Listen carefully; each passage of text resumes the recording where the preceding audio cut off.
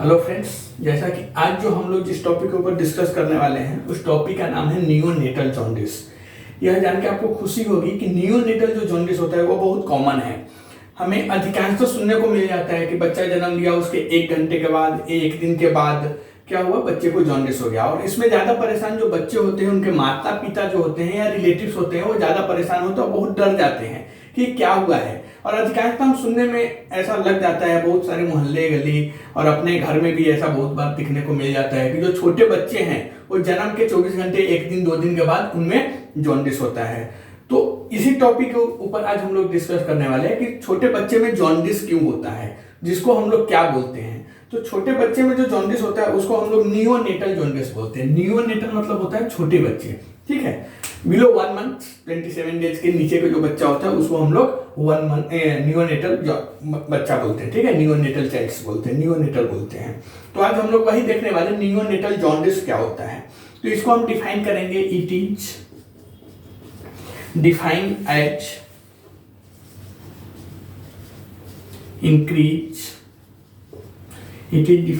increase bilirubin level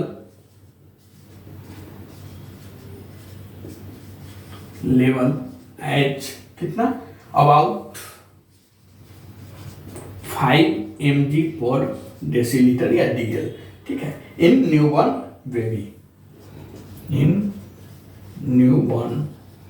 baby.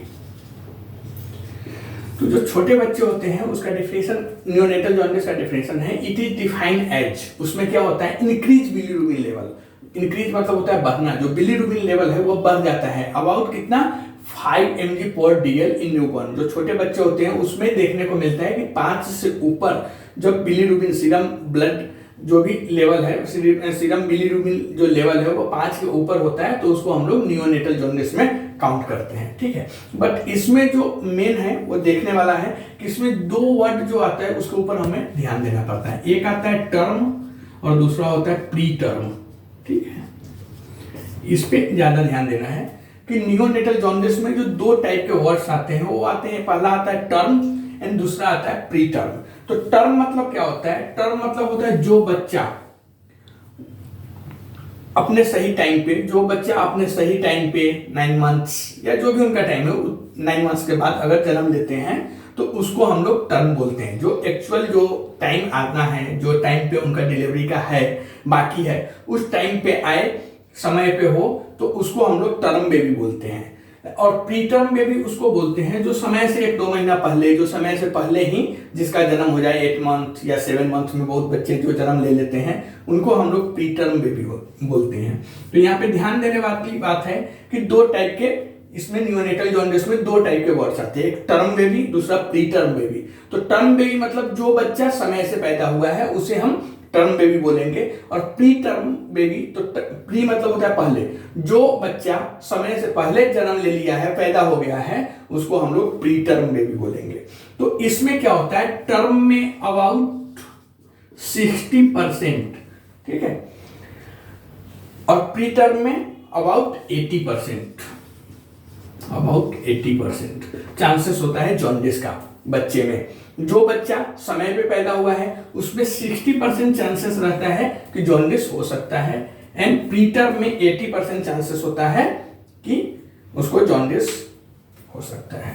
तो यहाँ पे ध्यान देने वाली बात यही है, term and pre term. Term मतलब जैसा कि आपको बता दिया है मैंने कि समय के साथ, समय जिसका समय पूरा हो गया हुआ है उसके बाद जन्म ले उसको टर्म बोलते हैं। और प्री टर्म मतलब समय से पहले, जो अपने समय से पहले पैदा हो गया हुआ है उसको हम लोग प्री टर्म बोलते हैं। तो नियोनेटल जॉन्डिस मतलब यही होता है। नियोनेटल मतलब जो बच्चे में जन्म के बाद, जन्म के तुरंत बाद जो जॉन्डिस होता है उसे हम नियोनेटल जॉन्डिस बोलते हैं। Okay, confirm. एंड सेकेंड जो होता है इसमें, जो टर्म एंड प्री टर्म। तो टर्म मतलब जो समय पे पैदा हो, और प्री टर्म जो समय से पहले पैदा होगा। टर्म में 60% चांसेस है कि जो बच्चा है, नियोनेट्स है, उसको जॉन्डिस हो सकता है, और प्री टर्म में 80% चांसेस होता है कि जॉन्डिस होगा। ठीक है, अब देखेंगे टाइप्स ऑफ नियोनेटल जॉन्डिस, जो बच्चे का types of neonatal jaundice. Neonatal jaundice, जो बच्चे का जो जॉन्डिस है, जो नियोनेटल जॉन्डिस, वह कितने टाइप का होता है। तो इसमें पहला जो टाइप्स होता है जिसे हम बोलते हैं physiological jaundice, physiological jaundice, okay, jaundice. Second जो टाइप होता है उसको हम बोलते हैं breast milk jaundice, breast milk jaundice. And third जो टाइप्स होता है उसे हम बोलते हैं पैथोलॉजिकल जॉन्डिस, पैथोलॉजिकल जॉन्डिस। तो अब हम देखते हैं कि इस सब में क्या डिफरेंस है। जो बच्चे का जॉन्डिस होता है वह 3 टाइप का होता है, 3 प्रकार का होता है। कौन कौन? तो physiological jaundice, second breast milk jaundice and third pathological jaundice. तो अब हम देखेंगे कि इसमें फिजियोलॉजिकल जॉन्डिस में क्या होता है, ब्रेस्ट मिल्क जॉन्डिस में क्या होता है और पैथोलॉजिकल जॉन्डिस में क्या होता है। हम लोग एक एक करके सभी के ऊपर डिस्कस करेंगे।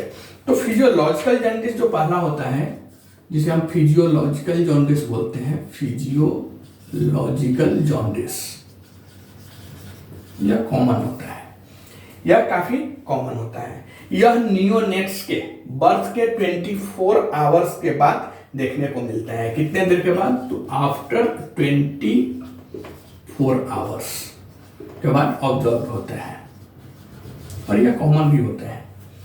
फिजियोलॉजिकल जॉन्डिस जो होता है बच्चे में वह कितने देर के बाद? तो आफ्टर 24 आवर्स के बाद देखने को मिलता है। जब बच्चे का जन्म होता है, वो बच्चा जब जन्म लेता है उसके 24 घंटे के बाद यह बच्चे में देखने को मिल जाता है। बहुत बार हम देखते हैं कि बच्चा जन्म लेता है, उसके 1 दिन 2 दिन के बाद पता चलता है कि उसको जॉन्डिस है, फिर उसको अलग ट्रीटमेंट के लिए ले जाया जाता है या फिर फोटोथेरेपी वगैरह किया जाता है। तो उस समय पेशेंट के जो रिलेटिव्स है या पेशेंट के जो बच्चे के माता पिता है वो काफी डर जाते हैं, बट यह ज्यादा डरने वाली बात नहीं है, कॉमन होता है, जिसे हम फिजियोलॉजिकल जॉन्डिस बोलते हैं। तो इसमें पहला जो पॉइंट है वो आफ्टर 24 आवर के बाद वह हमें देखने को मिलता है कि नियोनेट्स में जॉन्डिस हुआ है, that is called as physiological jaundice. Second जो होता है इसमें, और दूसरा ये भी है कि 24 आवर से पहले यह नहीं देखने को मिलता है। फिजियोलॉजिकल जॉन्डिस में आफ्टर 24 आवर बर्थ के 24 घंटे के बाद हमें या बच्चे में जॉन्डिस का लक्षण या जॉन्डिस दिखाई देता है, बट 24 आवर से पहले नहीं दिखाई देता है। तो पहले यही ध्यान रखना है।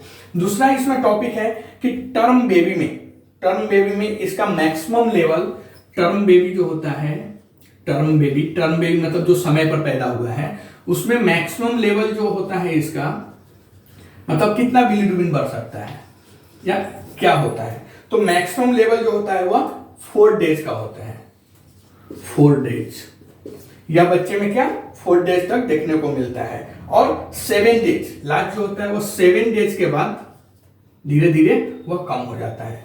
तो जो टर्म बेबी होता है, जो समय पर पैदा हुआ बच्चा है, उसका मैक्सिमम लेवल मतलब मैक्सिमम जो होता है, ज्यादा से ज्यादा हमको 4 दिन तक या 5 दिन तक वो जॉन्डिस देखने को मिलता है छोटे बच्चे में।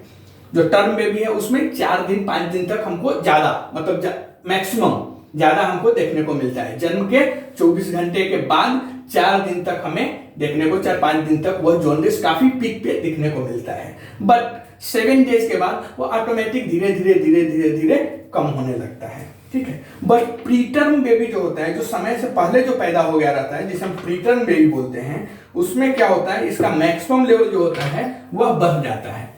टर्म बेबी में तो 4 डेज होता है और 7 डेज के बाद वो ऑटोमेटिक धीरे धीरे कम होने लगता है।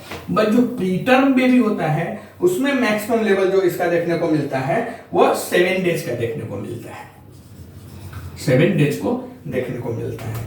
जो प्रीटर्म बेबी होता है मतलब समय से पहले जो पैदा हो गया हुआ बच्चा है, उसमें 7 डेज तक मैक्सिमम लेवल या मैक्सिमम बिलीरुबिन बढ़ता रहता है, उसको जॉन्डिस देखने को मिलता है। और इसमें जो कम होने की जो प्रोसेस है वो 14 दिन होता है। जैसे हम 1 वीक टर्म बेबी में देख रहे थे कि 7 दिन के बाद वो धीरे धीरे कम होने लगता है, ऐसे ही जो प्रीटर्म बेबी है, जो समय से पहले पैदा हो गया हुआ है, उस बच्चे को, उस बेबी को 14 दिन 15 दिन के बाद धीरे धीरे कम होने लगता है। और 7 डेज तक, इसमें टर्म बेबी में 4 दिन तक 5 दिन तक बढ़ता है, मतलब जॉन्डिस ज्यादा दिखता है, उसके बाद धीरे धीरे कम होता है। इसमें 7 डेज तक ज्यादा बढ़ता है प्रीटर्म बेबी में, और 14 दिन के बाद यह धीरे धीरे कम होने लगता है। अब हम देखते हैं कि यह बच्चे में होता क्यों है। छोटे बच्चे में जो अभी जन्म के सिर्फ 1 दिन हुआ है, 2 दिन हुआ है, उसमें ऐसा जॉन्डिस क्यों हो जाता है। अभी तक तो हम जॉन्डिस देख रहे थे कि जॉन्डिस के बारे में बिलीरुबिन या ये सब जो भी देख रहे थे, लेकिन जो छोटे बच्चे जो सिर्फ अभी 1 दिन पहले जन्म लिया है और उसमें जॉन्डिस हुआ है, तो उसका क्या कारण है। तो हम इसका कॉजेज देखते हैं। कॉजेज क्या है जो बच्चे में सिर्फ 1 दिन या 2 दिन जन्म के बाद जॉन्डिस हो जाता है। तो इसका बहुत सारा कारण है, ठीक है। पहला जो है faster destruction of RBC, faster destruction of RBC, पहला जो कॉजेज है, इसका कारण है वह है faster destruction of RBC. RBC का डिस्ट्रक्शन ज्यादा जल्दी होता है, क्यों। तो because short life span of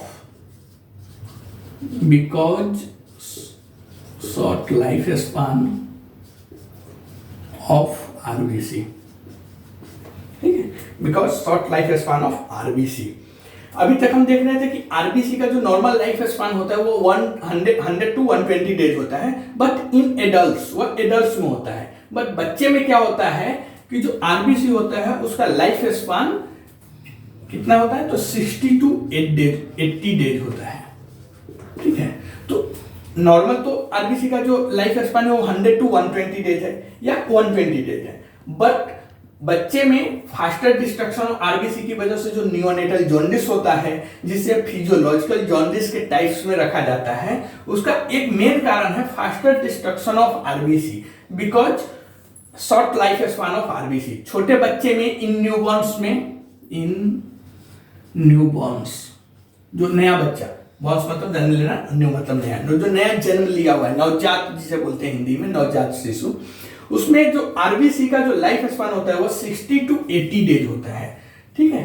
तो 60 to 80 डेज की वजह से क्या होता है कि जो आरबीसी होता है वो बहुत जल्दी टूटता है, डिस्ट्रक्शन होता है, जिसकी वजह से क्या होता है, बिलीरुबिन बढ़ जाता है। और दूसरा जो इसका कारण देखने को मिला है, जो बच्चे में जॉन्डिस, नवजात शिशु में फिजियोलॉजिकल कैटेगरी में जो जॉन्डिस होता है, तो दूसरा जो इसका कारण है वह होता है इमैच्योर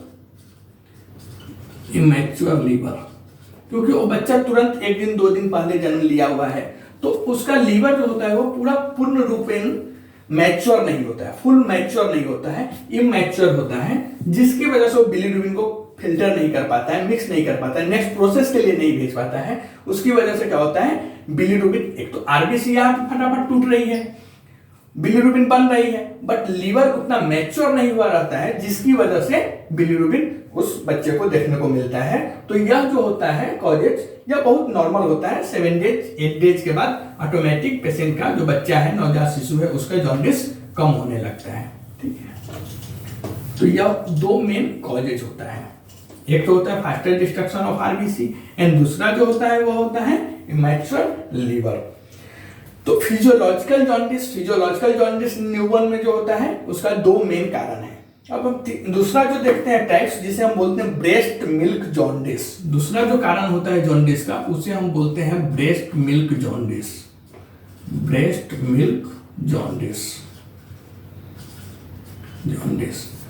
अब यहाँ पे एक कॉमन सी बात है कि ब्रेस्ट मिल्क मतलब उस बच्चे के माँ का दूध।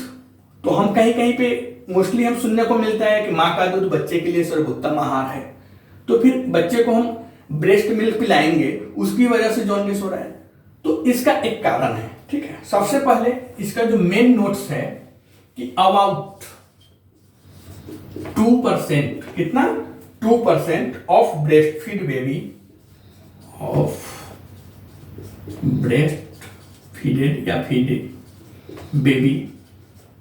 कितना 2% फीडेड बेबी डेवलप जॉन्डिस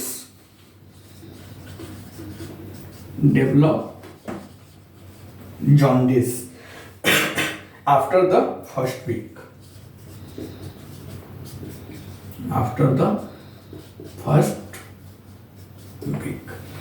तो जैसा कि हम सभी जानते हैं कि माँ का दूध बच्चों के लिए सर्वोत्तम आहार है, हमने विज्ञापन एडवर्टाइज भी इसका देखा है काफी सारा।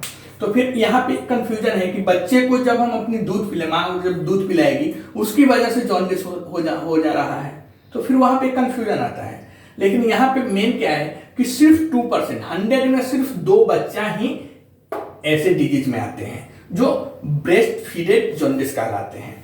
तो about 2% of breast feeded baby, सिर्फ 2%, 100 में 2 जो बच्चा होता है उसमें ब्रेस्ट मिल्क, जो उसकी माँ का दूध है जिसके पीने की वजह से उसको जॉन्डिस हो रहा है। बट कितना, तो सिर्फ 1 week after the first week के बाद वह धीरे धीरे खत्म हो जाएगा, ऑटोमेटिक खत्म हो जाएगा। ठीक है, ऐसा क्यों होता है? माँ का दूध पिलाने की वजह से जॉन्डिस हो जाना, ये थोड़ा बात अटपटा लग रहा है। ऐसा क्यों होता है कि बच्चे को जब माँ का दूध पिलाएंगे उसकी वजह से जॉन्डिस हो रहा है? ये सबको नहीं समझ में आएगा, क्योंकि यह थोड़ा अटपटा लगता भी है कि माँ का दूध पिलाने की वजह से जॉन्डिस हुआ है। डॉक्टर बोलेगा तो डॉक्टर के ऊपर भी पेशेंट चिल्लाएगा कि ऐसा कैसे हो सकता है। तो इसका एक वैलिड रीजन है। इसमें वैलिड रीजन क्या है? तो सम ब्रेस्ट मिल्क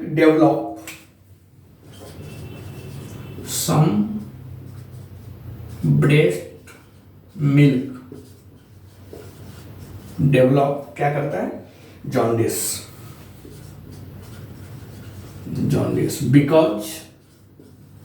बिकॉज क्यों? लो कैलोरी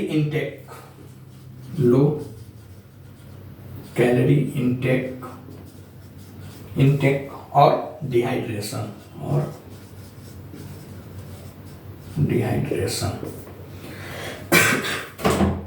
सबसे पहले जो ब्रेस्ट मिल्क जॉन्डिस होता है वो सिर्फ 2% होता है, मतलब 100 में 2, जिसकी वजह से ब्रेस्ट मिल्क की वजह से जॉन्डिस हुआ है। बट वो फर्स्ट वीक के बाद दिखने को मिलता है और धीरे धीरे खत्म हो जाता है। और सम ब्रेस्ट मिल्क डेवलप जॉन्डिस क्योंकि लो कैलोरी, वो जो ब्रेस्ट मिल्क होता है उसमें लो कैलोरी इंटेक होता है एंड डिहाइड्रेशन, इस 2 चीज की वजह से जो ब्रेस्ट मिल्क होता है उससे भी जॉन्डिस हो सकता है।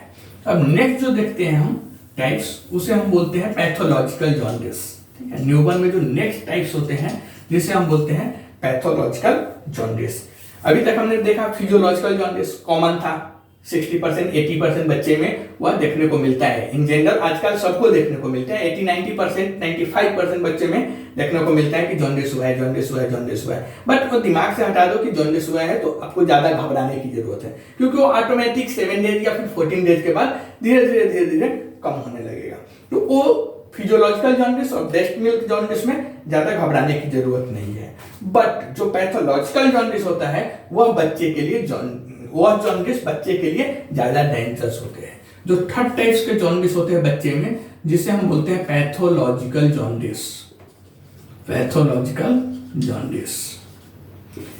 इस टाइप के, थर्ड टाइप के जिसे हम बोलते हैं पैथोलॉजिकल जॉन्डिस, वह जॉन्डिस बच्चे के लिए थोड़ा डेंजरस होता है। ठीक है, क्योंकि यह इस सब कारण से नहीं हुआ, इसके होने का एक अलग कारण होगा। ठीक है, तो ब्रेस्ट मिल्क में तो हमने देखा कि ब्रेस्ट मिल्क की वजह से हुआ है। फिजियोलॉजिकल में हमने देखा कि फास्टर आरबीसी की वजह से हुआ है, या फिर लीवर जो है वो इमैच्योर है, पूरा बना नहीं है, पूरा अपना काम प्रॉपर नहीं कर रहा है, जिसकी वजह से बच्चे में जॉन्डिस हुआ है। लेकिन पैथोलॉजिकल जॉन्डिस जो होता है, तो यह जॉन्डिस किसी भी टाइप के डिजीज के वजह से होता है। यह पैथोलॉजिकल जॉन्डिस जो बच्चे में होता है यह मोस्टली नहीं होता है, या अगर हुआ किसी को तो समझ जाइए कुछ बच्चे में कोई तो डिजीज है, कोई बीमारी है, जिसकी वजह से यह पैथोलॉजिकल जॉन्डिस हुआ है। तो फर्स्ट, यह जॉन्डिस किसी भी टाइप के डिजीज के वजह से हुआ है, अपने आप नहीं हुआ है, वह सब अपने आप हो रहा था। लेकिन यह क्या हुआ, किसी भी टाइप के डिजीज, मतलब किसी एक बीमारी की वजह से यह पैथोलॉजिकल जॉन्डिस हुआ है। एंड पैथोलॉजिकल जॉन्डिस में इंपॉर्टेंट एक ये भी है कि pathological jaundice are seen in only 5%। इसमें कितना है? सिर्फ 5% only in the newborn. 5% case जो होता है न्यूबॉर्न का, उसमें सिर्फ पैथोलॉजिकल जॉन्डिस देखने को मिलता है। 95% जो केस होता है वह ब्रेस्ट फीड रहता है, या फिर ब्रेस्ट मिल्क वाला, या फिर फिजियोलॉजिकल। लेकिन पैथोलॉजिकल जॉन्डिस जो होता है, जो किसी भी एक बीमारी, किसी भी टाइप की बीमारी बच्चे में है, जिसकी वजह से वह जॉन्डिस हुआ है, बिलिरुबिन बढ़ा हुआ है, वह सिर्फ 5%, 100 में सिर्फ 5 बच्चे को एक पैथोलॉजिकल जॉन्डिस होता है। Only 5% in the newborn. ठीक है, इसमें बिलिर, और तीसरा इसके देखने में एक ये भी, इससे भी पता चल सकता है कि इसमें जो बिलिरुबिन का लेवल होता है वह काफी स्पीड से बढ़ता रहता है, और सब में हम देखेंगे कि 5 के बाद 6, 7, 8 ऐसा होगा, बट इसमें क्या होगा, आफ्टर 24 आवर के 5 की जगह पे 9 हो जाएगा, 10 हो जाएगा, 15 हो जाएगा, ऐसा होगा। मतलब इन 24 आवर पैथोलॉजिकल जॉन्डिस जो होता है वह काफी स्पीड से बढ़ता है। तो इसमें 3 चीज ध्यान देने वाली बात है कि पैथोलॉजिकल जॉन्डिस जो है वह किसी भी टाइप के डिजीज, किसी भी टाइप के बीमारी की वजह से यह जॉन्डिस बच्चे में देखने को मिला है। दूसरा जो होता है, तो pathological jaundice are seen in the only 5% of newborn baby, सिर्फ 5% केस ही न्यूबॉर्न बेबी में देखने को मिलता है। एंड थर्ड जो है, तो इसमें बिलीरुबिन की लेवल का जो स्पीड है, बिलीरुबिन लेवल काफी स्पीड से बढ़ता है, ठीक है। उसमें 2, 4, 5 ऐसा बढ़ेगा, बट इसमें 5, 10, 15 ऐसा बढ़ेगा। तो इसकी जो लेवल की जो स्पीड है, बिलीरुबिन लेवल की जो स्पीड है वो काफी स्पीड से बढ़ता है। अब हम देखते हैं कि जो पैथोलॉजिकल जॉन्डिस डेंजरस भी है और यह होता क्यों है, कारण क्या है जिसकी वजह से यह बच्चे में पैथोलॉजिकल जॉन्डिस होता है। तो इसका बहुत सारा कारण है, बट जो मेन कॉजेज है वो हम अभी डिस्कस करेंगे। तो इसका कॉजेज क्या है, किस वजह से पैथोलॉजिकल जॉन्डिस न्यूबॉर्न बेबी में होता है, ठीक है। तो इसका पहला जो कारण है, कॉजेज है, जिसे हम बोलते हैं haemolytic disease of newborn, disease of newborn, ठीक है। पहला जो कॉजेज है इसका हीमोलाइटिक डिजीज की वजह से पेशेंट को पैथोलॉजिकल जॉन्डिस हुआ है। दूसरा होता है RH इनकम्पैटिबिलिटी,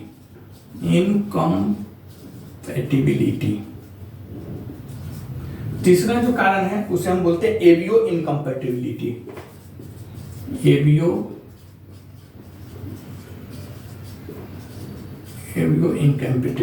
ठीक है।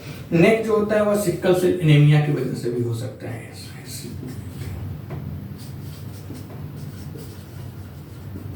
Sickle cell anaemia. And next congenital obstruction of bile duct,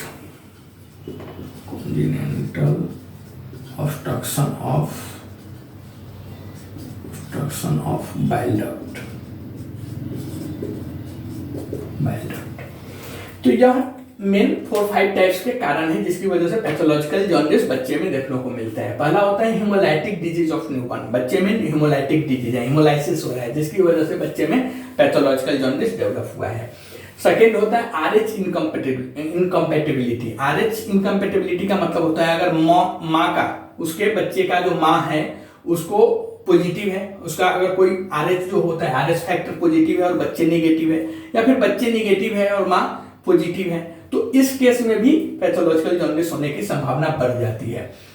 next होता है एवियो इनकम्प्लीट, अगर ब्लड ग्रुप सेम नहीं है या फिर मैच नहीं कर रहा है, माँ का A है बच्चे का B है, ऐसा अगर कुछ होता है एवियो इनकम्पैटिबिलिटी मतलब ब्लड ग्रुप मिसमैच की वजह से भी पैथोलॉजिकल जॉन्डिस बच्चे में देखने को मिलता है। नेक्स्ट जो होता है सिकल सेल एनीमिया, यह एक टाइप का एनीमिया है जिसमें RBC sickle cell moon shape में हो जाता है जिसकी वजह से बच्चे में ये जॉन्डिस होता है, पैथोलॉजिकल जॉन्डिस। एंड लास्ट जो कॉजेज है वो congenital obstruction of bile duct, जो बाइल डक्ट है उसमें ऑब्स्ट्रक्शन हुआ है, प्रॉपर वो फ्री नहीं है, ऑब्स्ट्रक्शन हुआ है, रुका हुआ है कुछ, इसकी वजह से वो क्या होता है, एक पैथोलॉजिकल जॉन्डिस देखने को मिलता है, ठीक है।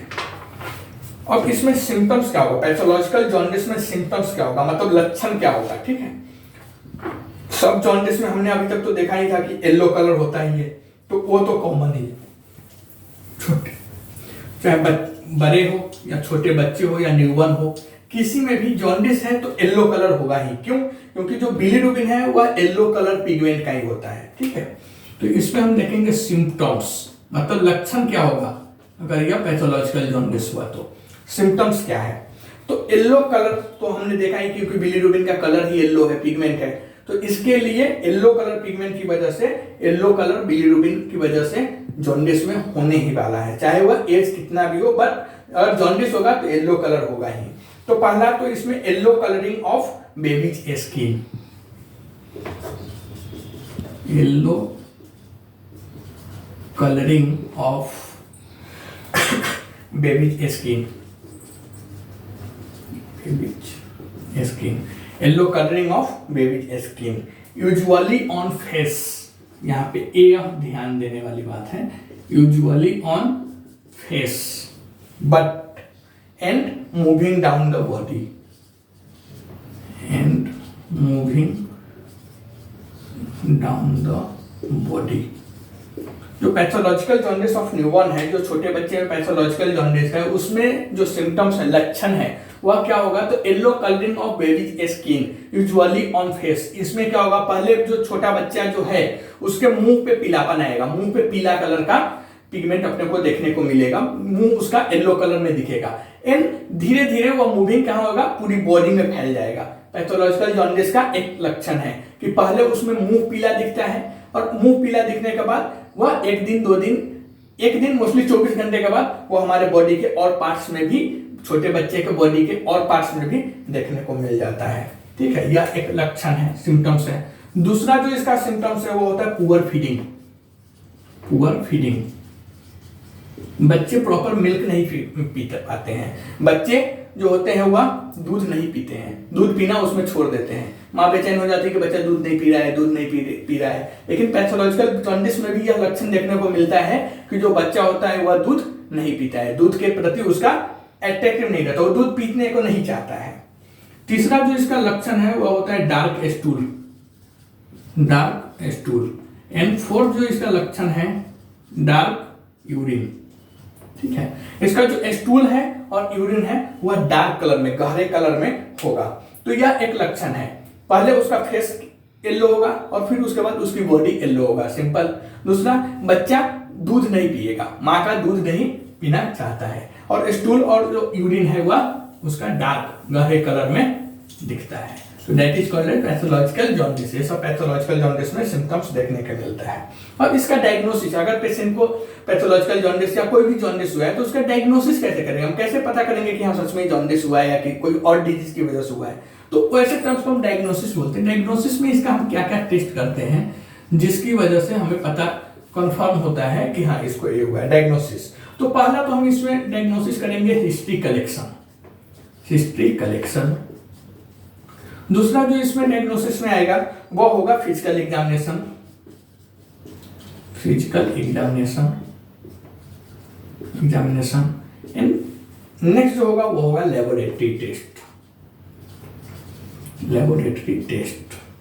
ठीक है, जो अगर किसी न्यूबॉर्न बेबी को यह डिजीज हुआ है, पैथोलॉजिकल डिजीज हुआ है, पैथोलॉजिकल जॉन्डिस हुआ है, हॉस्पिटल में एडमिट है, तो पहला जो उसका डायग्नोसिस होगा वह हिस्ट्री कलेक्शन होगा। हॉस्पिटल स्टाफ, डॉक्टर या आरएमओ जो रेजिडेंट मेडिकल ऑफिसर होते हैं वह, यह सब जाके पहले माँ, उसके जो गार्जियन, जो उसके पेरेंट्स रहते हैं उससे पता करते हैं कि आपका ब्लड ग्रुप क्या है, या फिर उसका रिकॉर्ड देखते हैं, उससे कुछ हिस्ट्री लेते हैं, उसके बारे में पता करते हैं, तो उसको हिस्ट्री कलेक्शन बोलते हैं। फिजिकल एग्जामिनेशन जो पेडियाट्रिक रहते हैं या नियोनेटोलॉजिस्ट होते हैं, जो छोटे बच्चे के डॉक्टर रहते हैं, वह आके फिजिकल एग्जामिनेशन, उसका हाथ, पैर, मुंह, स्किन, ये सब देखेंगे, आंख, कि उनको समझ में आएगा कि येलो कलर है मतलब जॉन्डिस है, क्या है। वो एक्सपर्ट रहते हैं नियोनेटोलॉजिस्ट या पेडियाट्रिशियन, वह फिजिकल एग्जामिनेशन करके भी पता करते हैं कि पेशेंट को, बच्चे को क्या हुआ है।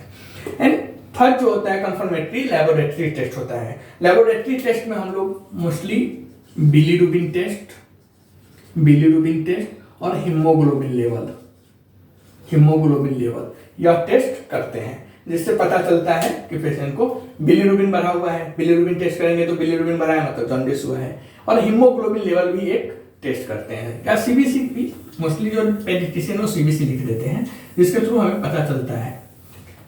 और इसका मैनेजमेंट, अगर किसी पेशेंट को जॉन्डिस हुआ है, पैथोलॉजिकल जॉन्डिस या कोई भी जॉन्डिस हुआ है, तो उसको मैनेजमेंट कैसे करेंगे, उसको कैसे ठीक करने का उपाय क्या है? मैनेजमेंट। ठीक है, मैनेजमेंट, उसका मैनेजमेंट क्या है? तो मैनेजमेंट में पहला जो आता है उसे हम बोलते हैं फोटोथेरेपी, फोटोथेरेपी। ठीक है, दूसरा जो मैनेजमेंट में आता है वो होता है medical management, medical management, management. And third जो आता है उसे हम बोलते हैं ब्लड ट्रांसफ्यूजन, ब्लड ट्रांसफ्यूजन के द्वारा भी, blood transfusion, blood transfusion. Phototherapy क्या होता है? फोटोथेरेपी मैनेजमेंट में 3 टाइप से हम मैनेजमेंट करते हैं जॉन्डिस के पेशेंट को। जो बच्चे रहते हैं नियोनेटल जॉन्डिस जिसे हुआ रहता है उसे 3 टाइप में हम मैनेजमेंट करते हैं। एक तो फोटोथेरेपी होता है, दूसरा मेडिकल मैनेजमेंट होता है एंड तीसरा ब्लड ट्रांसफ्यूजन होता है। तो फोटोथेरेपी क्या होता है? तो फोटोथेरेपी का यूज सबसे पहले डिस्चार्ज कैरियर, ठीक है, फोटोथेरेपी जो होता है वह यूज सबसे पहले रिचर्ड कैरमर करने किया था। रिचर्ड कैरमर करके एक साइंटिस्ट था, उसने इसका यूज किया था। फोटोथेरेपी में क्या होता है? तो फोटोथेरेपी में एक फ्लोरोसेंट लाइट लगा रहता है, ठीक है। फोटोथेरेपी में कौन सा लाइट होता है? तो फ्लोरोसेंट लाइट लगा हुआ रहता है। यह लाइट क्या करता है? उस लाइट का क्या काम है? तो वह लाइट अनकंजुगेटेड बिलीरुबिन को कंजुगेटेड बिलीरुबिन में कन्वर्ट कर देता है। उस लाइट का क्या काम है? अनकंजुगेटेड बिलीरुबिन को कंजुगेटेड बिलीरुबिन में कन्वर्ट कर देता है। तो फोटोथेरेपी हम क्या बोलते हैं? फोटोथेरेपी मतलब आप लोग समझ रहे हैं, छोटे बच्चे को जब जॉन्डिस होता है, पीलिया होता है, तो उसमें क्या होता है? एक मशीन टाइप का लगा रहता है। उसमें क्या करते हैं? उसमें जाकर बच्चे को सुला देते हैं और वो बटन चालू कर देते हैं जिससे वो लाइट चल जाता है। जैसे यहाँ पे ट्यूब लाइट लगा है, सेम वैसे वहां पे एक ट्यूब लाइट रहता है, थोड़ा ग्रीन कलर में रहता है, जिसे हम फ्लोरोसेंट लाइट बोलते हैं। वह जला देते हैं, वह मशीन ऑन कर देंगे, वह लाइट जल जाएगा, बच्चे को आराम से उसमें सुला देते हैं, बच्चे सोते भी आराम से हैं। उसी को हम लोग फोटोथेरेपी बोलते हैं। इसमें और कुछ नहीं है। अगर फोटोथेरेपी नहीं है तो बहुत बार हम पेशेंट बच्चे को अगर धूप भी प्रॉपर दिखाएं, सुबह का धूप वगैरह अगर थोड़ा है दिखाएं, तो उससे भी बिलीरुबिन धीरे धीरे कम जाती है। आजकल ऐसा चलन है, पहले के जमाने में हमने बहुत बार सुना है या अपने घर में सुनने को मिलता है कि पहले के जमाने में बच्चे को धूप दिखाते थे। तो धूप दिखाने का मतलब यही था कि उनको फोटोथेरेपी हो रहा था, वो धूप की वजह से उनको फोटोथेरेपी हो रहा था, जो धीरे धीरे उनका अगर बॉडी में बिलीरुबिन है तो वह कम हो। लेकिन अभी साइंस डेवलप हुआ है जिसकी वजह से हमें पता चल जाता है कि पीलिया हुआ है, जॉन्डिस हुआ है, तो फिर हम उसको ट्रीटमेंट के लिए फोटोथेरेपी करते हैं, ठीक है। फोटोथेरेपी में और कुछ नहीं, बच्चे को जाकर सुला देना है और मशीन चालू करना है और लाइट निकलेगी, वो लाइट की वजह से जो अनकंजुगेटेड बिलीरुबिन है वो कंजुगेटेड में कन्वर्ट हो जाएगा, ठीक है। यही है, सेम यहाँ भी था। धूप में अगर बच्चे को हम थोड़ी देर रखेंगे, वो उसमें भी वही होगा, अनकंजुगेटेड को कंजुगेटेड में कन्वर्ट कर देगा। तो फोटोथेरेपी जो होता है उसमें सेम यही एक मशीन होता है जो सबसे पहले यूज किया था रिचर्ड क्रीमर ने, ठीक है। इसमें वही फ्लोरोसेंट लाइट को चलाते हैं, जो फ्लोरोसेंट लाइट क्या करता है? अनकंजुगेटेड बिली को कंजुगेटेड बिली में कन्वर्ट कर देता है, जिससे ऑलरेडी बिलीरुबिन कम होगा, मतलब जॉन्डिस कम हो जाएगा। नेक्स्ट जो होता है इसमें बट एक ध्यान रखना है कि distance between phototherapy and patients या न्यूबॉर्न बेबी, जो डिस्टेंस होता है, मतलब ऐसा नहीं कि मशीन यहाँ पे लगा देंगे, बच्चे को नीचे सुला देंगे, ऐसा नहीं है। 5 फीट ऊपर मशीन लगाएंगे, फोटोथेरेपी का लाइट लगाएंगे, नीचे बच्चे को सुलाएंगे, ऐसा नहीं है। इसमें क्या होता है? एक डिस्टेंस होता है। डिस्टेंस क्या होता है? 45 सेंटीमीटर, मतलब 45 सेंटीमीटर या 18 इंच, 18 इंच, ठीक है। 45 सेंटीमीटर या 18 इंच के नीचे बच्चे को, अगर लाइट 45 सेंटीमीटर ऊपर लगा है तो बच्चे को नीचे 45 सेंटीमीटर नीचे रख के उसको लाइट हम देते हैं। ऐसे ही मेडिकल मैनेजमेंट में देखेंगे कि मेडिकल मैनेजमेंट में क्या होता है। मेडिकल मैनेजमेंट में तो मेडिकल मैनेजमेंट में क्या होता है कि जो हम ड्रग यूज करते हैं, जो हम टेबलेट यूज करते हैं, जो मेडिसिन यूज करते हैं, उसको हम मेडिकल मैनेजमेंट बोलते हैं। तो मेडिकल मैनेजमेंट में जो ड्रग यूज करते हैं तो फर्स्ट ड्रग का नाम होता है फिनोबार्बिटल, ओके। फिनोबार्बिटल यह एक ड्रग्स होता है जिसकी वजह से जॉन्डिस में ट्रीटमेंट किया जाता है, और इसमें एंटीबायोटिक्स भी स्टार्ट किया जाता है। मेडिकल मैनेजमेंट में बहुत बच्चे में एंटीबायोटिक्स स्टार्ट किया जाता है, बट इसमें जो एंटीबायोटिक्स यूज होता है उसे हम बोलते हैं सिफ्ट्रियाक्सोन। और नेक्स्ट जो होता है वो ब्लड ट्रांसफ्यूजन। और ब्लड नहीं है तो ब्लड ट्रांसफ्यूज कर दिए जाते हैं बच्चे में। तो ऐसे हम मैनेजमेंट करते हैं, ओके। थैंक्स।